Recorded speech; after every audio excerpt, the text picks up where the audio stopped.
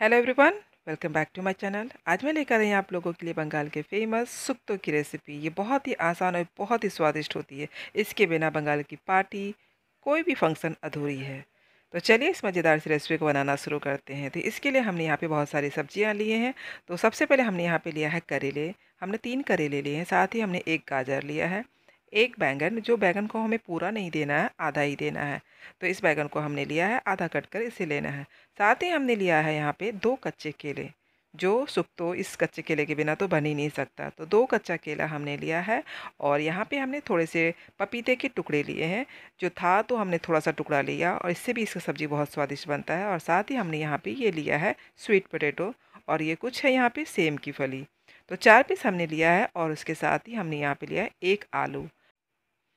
और यहाँ पे हमने लिया है सहजन डाँठा। इसके बिना तो ये सुक्तो बिल्कुल अधूरी है। डाँठा, कच्चा केला, ये शक्करकंद हमने जिसे बोला, स्वीट पोटैटो, करेला और बैंगन, और साथ में हमने बड़ी भी ली है। इसके बिना ये सब्ज़ी बिल्कुल अधूरी है। और इसके अलावा आप अपने पसंद की कोई भी सब्ज़ी इसमें डाल सकते हैं। तो सबसे पहले हमने सारी सब्जियों को अच्छे से कट कर लिया। इसके काटने के भी तरीके अलग है। सारी सब्जियों को हमने लंबे लंबे आकार में काटा है। बैंगन हो, कच्चे केले, गाजर, सबको हमने पतले पतले लंबे आकार में कट कर लिया है, और अच्छे से धोकर साफ़ कर लिया है।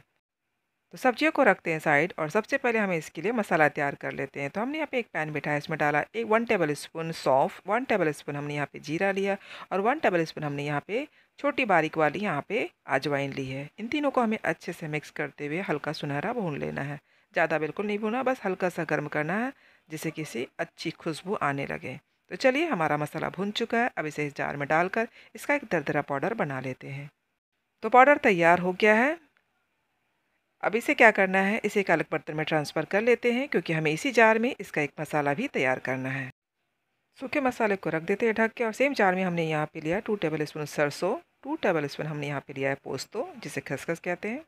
साथ ही हमने 1 इंच अदरक का टुकड़ा लिया है, और थोड़ा सा पानी डाल देते हैं, और इसका ढक्कन बंद करके इसका स्मूथ पेस्ट तैयार कर लेना है।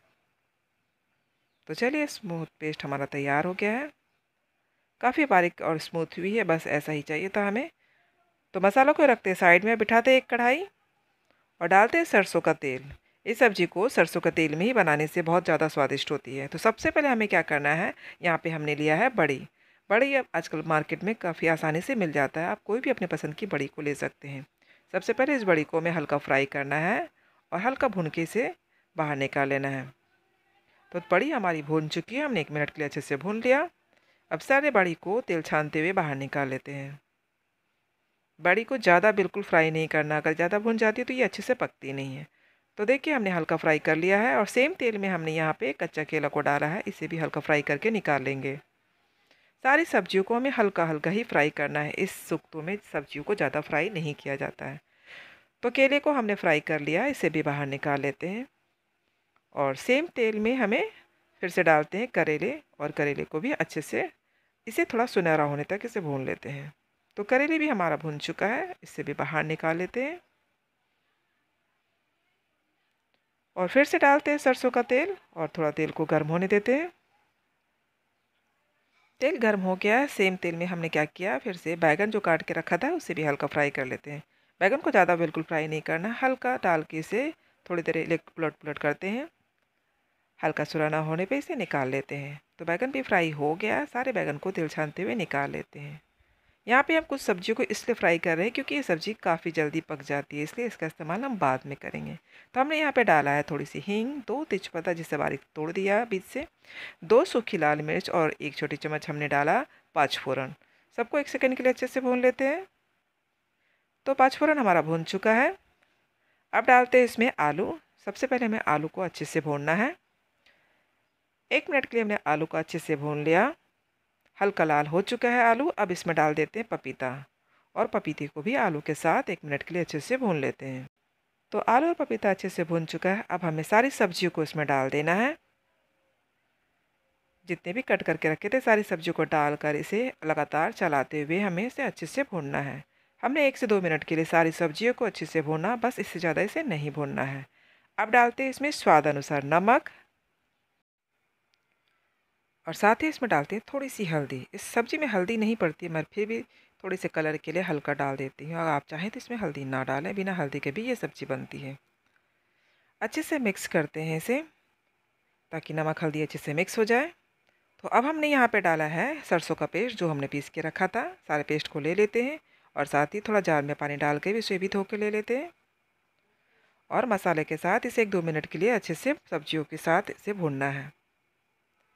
तो 1-2 मिनट के लिए हमने सरसों के साथ सब्जियों को अच्छे से भून लिया है। अब डालते हैं इसमें 1 चम्मच चीनी।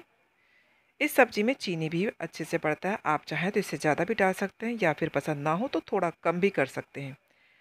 तो सबको भून दिया। अब डालते हैं ग्रेवी के लिए दूध। तो दूध हमने यहाँ पे 1 कप लिया है और इसे हल्का गुनगुना कर लिया है, ठंडे दूध बिल्कुल ना डालें। साथ ही हमने 1 कप पानी ले लिया है और इसे अच्छे से लगातार चलाते हुए सारी सब्जियों के साथ इसे मिक्स कर देते हैं। तो लीजिए, सारी सब्ज़ी हमारी अच्छी तरह से उबल गई है। अब हमें क्या करना है, हमने जो सब्जियों को फ्राई करके रखा है ना, उन सब्जियों को इसमें डालते हैं और डालकर सारी ग्रेवी में अच्छे से मिक्स करते हैं। तो सारी सब्जियों को डालकर हमने इसे अच्छे से मिक्स करना है। इसमें ग्रेवी आप अपने हिसाब से कम या ज़्यादा कर सकते हैं। तो सारी सब्जियों को डालने के बाद हमने बड़ी को जो फ्राई करके रखा है, उस बड़ी को भी इसमें डाल देते हैं और इसे भी अच्छे से मिक्स कर देते हैं और इसे ढक देते हैं। ढक कर इसे 10 मिनट के लिए लो फ्लेम पे इसे पकने देते हैं।